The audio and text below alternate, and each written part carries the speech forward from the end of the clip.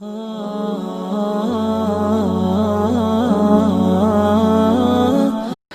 رفیق صاحب گلگت سے پوچھتے ہیں، حدیث پاک میں قربانی کرنے کے لیے کون سے جانوروں کا ذکر آیا ہے؟ کچھ لوگ کہتے ہیں کہ بھینس کی قربانی نہیں کرنی چاہیے کیونکہ حدیث میں اس کا ذکر نہیں آیا۔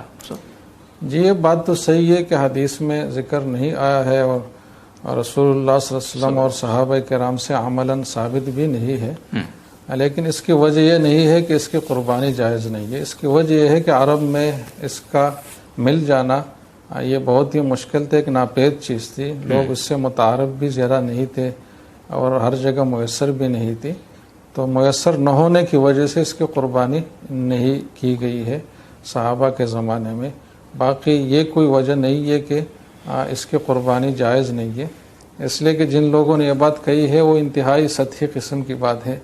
عموماً جو ہمارے اہل حدیث حضرات میں سے بعض لوگ ہیں وہ یہ بات کرتے ہیں، لیکن ان کے جو بہت بڑے بڑے مفتی حضرات ہیں، جن میں سے آج میں دیکھ رہا تھا تو تقریباً 14-15 بڑے بڑے حضرات ہیں ان کے، جن کا یہی موقف ہے جو ہمارے حنفیہ اور دوسرے مذاہب میں ہے کہ بھینس کی قربانی بھی ہو جاتی ہے۔ اور جن دلائل سے یہ لوگ استدلال کرتے ہیں کہ قرآن میں بہیمۃ الانعام کا ذکر ہے اور اس میں 8 جانور گنوائے گئے ہیں اور اس میں بھینس کا ذکر نہیں ہے، تو یہ بات اور یہ استدلال صحیح نہیں کیا۔ اگر اس کو تسلیم کر لیا جائے تو پھر بھینس کا حلال ہونا یہ کہاں سے ثابت ہے؟ تو پھر تو حلال ہونا بھی مشکوک ہو جائے گا، جبکہ اس میں کسی کے اختلاف نہیں ہے۔ بالکل اس طریقے سے نصوص میں دمبے کا بھی ذکر نہیں ہے، جو ایک نسل ہے تھوڑا سا مختلف۔ تو اس طریقے سے نسلیں تو ہر چیز میں مختلف ہوتی رہتی ہے، پوری دنیا میں ایک جیسے گائے اور ایک جیسے بیل نہیں پائے جاتے، مختلف نسلیں ہوتی ہیں۔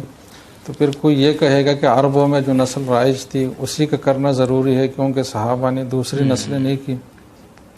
تو اہل لغت نے تمام نے تقریباً یہ بات بڑی وضاحت سے فرمائی ہے کہ جو بھینس ہے یہ بھی گائے ہی کے ایک نوع ہے اور یہ اس کے قسم ہے، لیکن عرب میں ناپید ہونے کی وجہ سے اس کی قربانی اور اس جیسے احکام اس پہ عملاً اس کے ذریعے ادا نہیں ہوئے۔